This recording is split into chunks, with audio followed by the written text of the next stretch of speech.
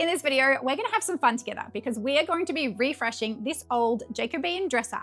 Jacobean, I'm not exactly sure how we say it, especially with my Aussie accent, but it is a beautiful antique piece. And honestly, I can't wait to just give it a nice freshen up. Now, I don't want the whole internet coming at me like I have in the past when I have painted an antique piece.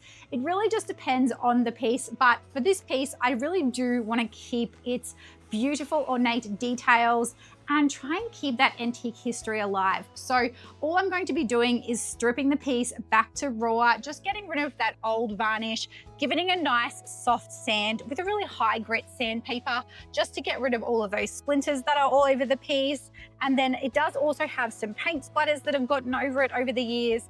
So I'm just going to freshen it up. And then I'm going to put a beautiful, just clear satin varnish over the whole piece, just to give it that nice protection and to give it a little bit more shine and bring the life back into the piece. So let's jump into the video. First things first, I'm going to remove the old hardware. Now, it is quite loose, but I'm simply just going to unscrew it from the back. These pieces have quite small little flathead screwdriver tips. So there's 2 screws on the front here that I'm just going to unscrew, and then hopefully that will just come off the front there. These ones are like a nut and bolt. So there is a bolt on the inside that I'll just unscrew and then remove them from the dresser as well, just because it's going to be easier to clean it and then strip it with the paint stripper. And then I will clean up these handles and put these handles back on again.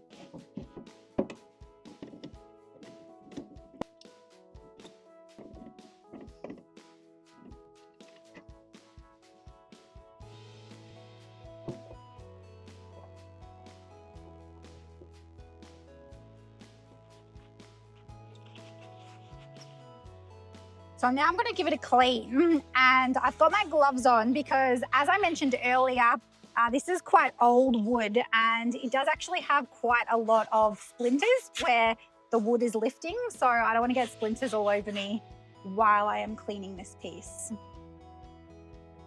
I think I'm going to have to go get a bucket of water though, because it's so dirty that my cloth is just going to get super crazy and dirty very quickly. Now, because I'm going to be stripping this, I don't really need to use a degreaser product. You could just simply do this like with water to clean it down before you paint it. But I've just got some sugar soap here that I'm just using just to help me eat into any grime that might be on it.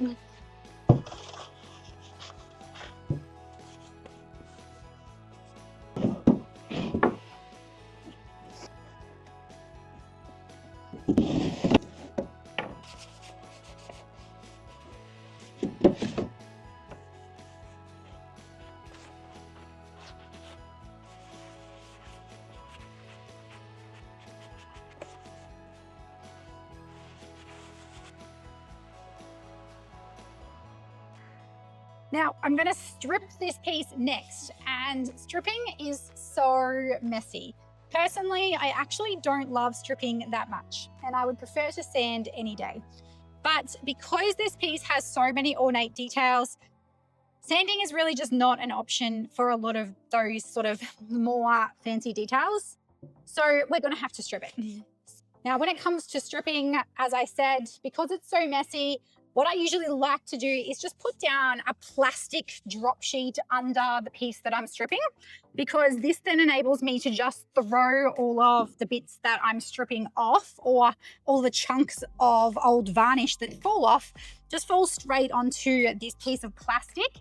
And then when I'm done, I'm just going to simply lift up the piece of plastic, fold it all in together, and then just throw it out in the bin, rather than have to clean up all of the mess that's gotten all over the floor. So I find this just the easiest way when I'm stripping. It's just personal preference. You do not have to do this if you're going to be stripping.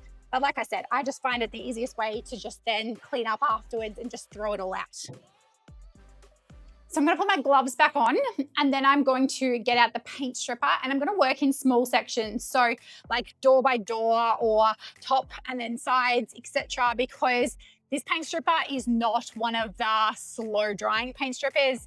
And this means that I don't have a lot of open time with the stripper. So I'm going to paint it on, give it a quick scrub, and then wash it off, and then move from section to section.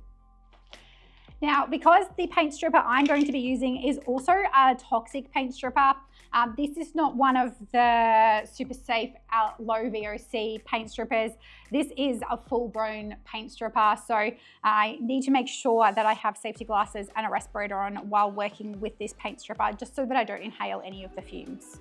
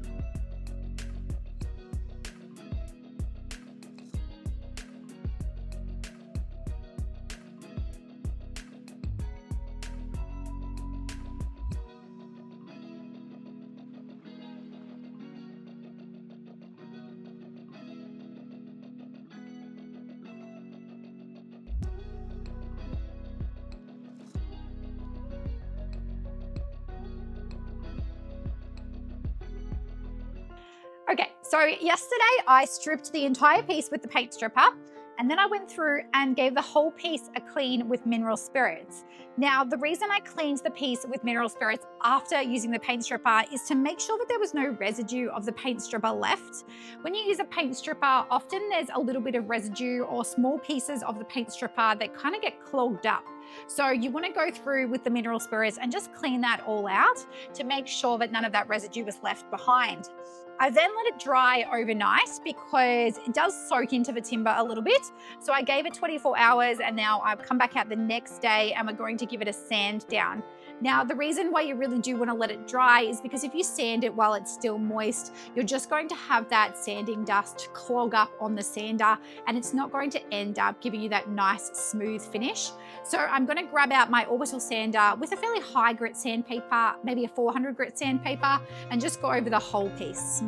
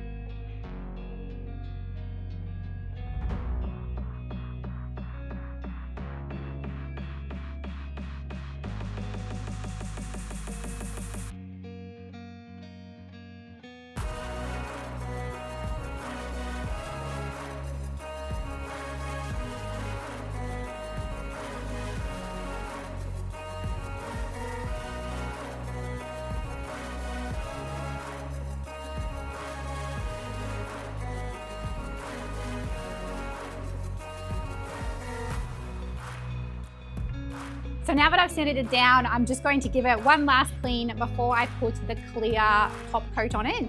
So I've literally just got water in this spray bottle, and I'm just going to spray the water on and just clean it down to make sure that there's no sanding dust on it that's going to then stick in my top coat and just not give me that nice, clear, beautiful finish that I'm looking for.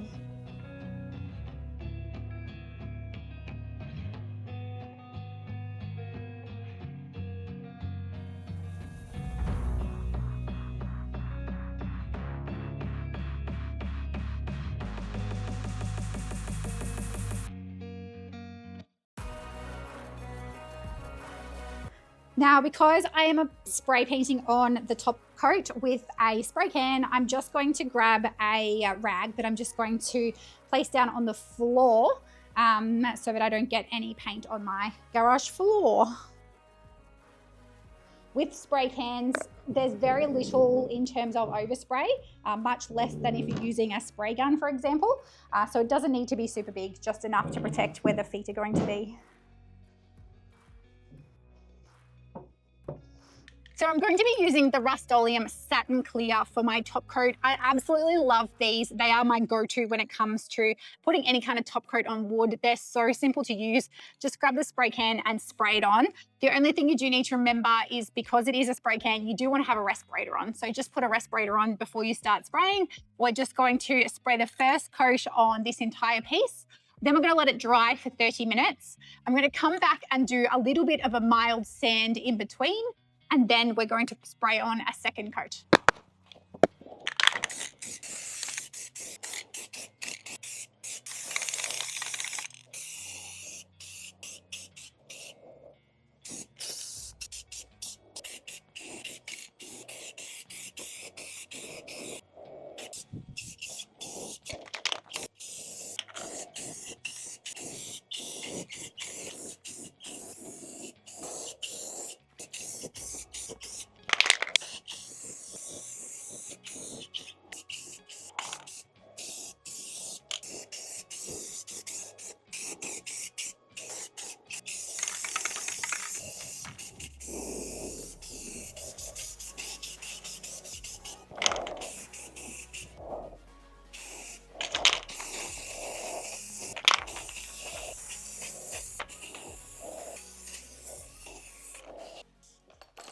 Now, while the first coat of paint is drying, or the first coat of the top coat is drying, I'm going to have a go at cleaning up the old hardware.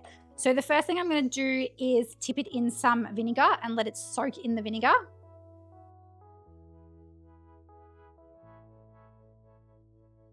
And you'll see that it's already starting to come back to its original coloring. And then once I have let it soak in the vinegar for a little bit, I'm going to get the barkeeper's friend, and I'm going to get a toothbrush, and I'm going to put the barkeeper's friend on it and then scrub it with a toothbrush. So that's pretty good. I'd say that's pretty good after the vinegar. So I'll take these ones out. And then after I've done the first round with the vinegar, I'll do a second round with the barkeeper's friend. Obviously, some of them are dirtier than others, so you might find some of them come up a little bit better immediately than other ones do. Sometimes the green chuckses work as well quite nicely. Kind of works as like a polisher.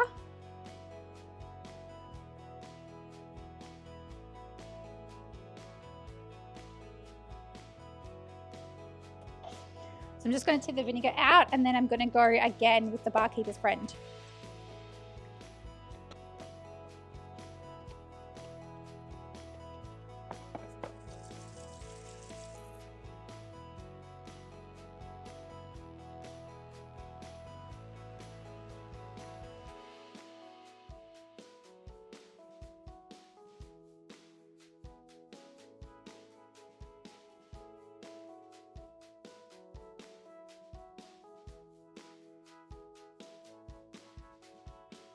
While the handles finish off soaking and cleaning, I'm going to spray on the second coat of the top coat.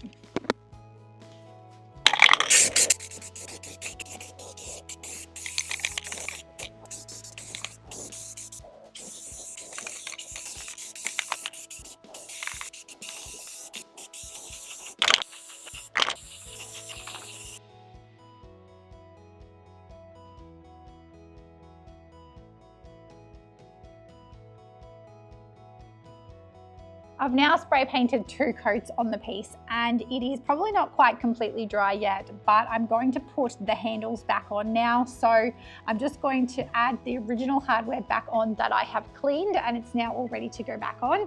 And then I'm just going to put a butter on the inside of the doors and then I'm done.